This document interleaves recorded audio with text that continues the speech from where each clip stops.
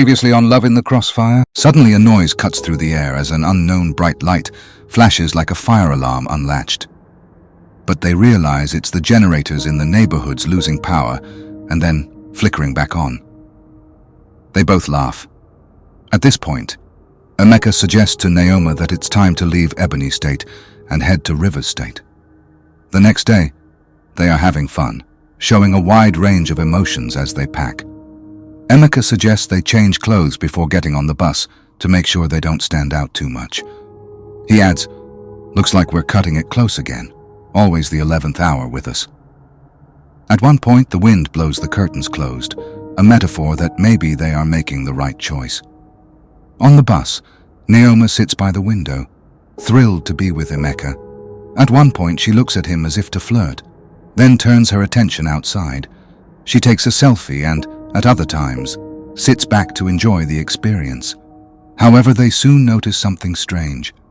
Everyone else has gotten off the bus at some point during the ride, except for a man sitting in the back with a blank expression staring at them. The man hasn't made a call, looked out the window, or done anything else. Nneoma whispers this to Emeka, and they quickly exchange glances before Emeka whispers back, warning her to speak quietly and not to look back. After a while, they close their eyes and fall asleep, trying to block out the unsettling thoughts. Nneoma wakes up laughing due to Emeka's snoring. She tosses her head back to mimic his wobbling head before getting up to stretch. Back at Nneoma's home. Nneoma's father sits in the living room, repeatedly calling her, but she doesn't answer. Frustrated, he dials another number, one of the hitmen. Speaking sharply, Nneoma's father demands an update. The hitman explains that the other hitman bought a bus ticket out of town to take care of the job, or so he thinks. Nneoma's father flashes back to a few weeks ago when he taught the hitmen how to handle a gun, specifically instructing them not to harm Emeka. He reminds the hitman of this again. After the call ends, the hitman grows irritated, muttering about the small deposit of naira Nneoma's father gave him. He grumbles that the father doesn't understand the risks of using guns in Nigeria, where such weapons aren't commonly used.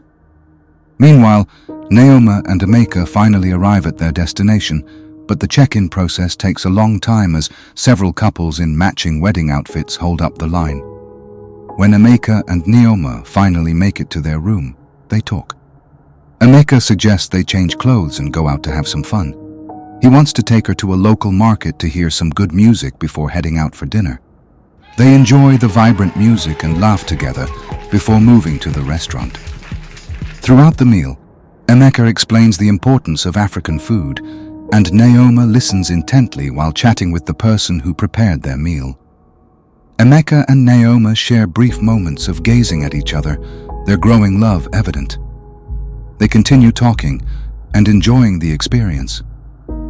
A few hours later, they return to the hotel, and Nneoma realizes something.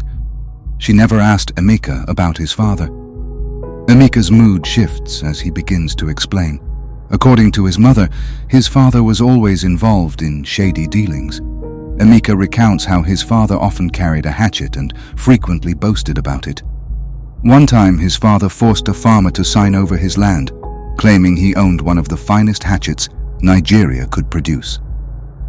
Emeka continues, "There were rumors that my father met an elegant woman at a restaurant. She was there for business dealings, but as he listened, he decided the night would go beyond business, whether she wanted it to or not. He asked her to have a drink. She hesitated, but he told her he'd drink first. She agreed and took a sip, but suddenly passed out. Villagers said he spiked the drink to rape her." Emeka then adds, "The problem was, my father didn't know the woman was the wife of an Ozo man." When Nneoma asks what an Ozo man is, Emeka explains, "The Ozo man holds the highest title in the Igbo community. Any man who crosses them lives in fear every day of their life." Emeka tells her he doesn't remember much about his father. Then, after a pause, he says softly, "The rumor is that my father sat alone one night with his hatchet. Sooner or later, a man pays for his sins."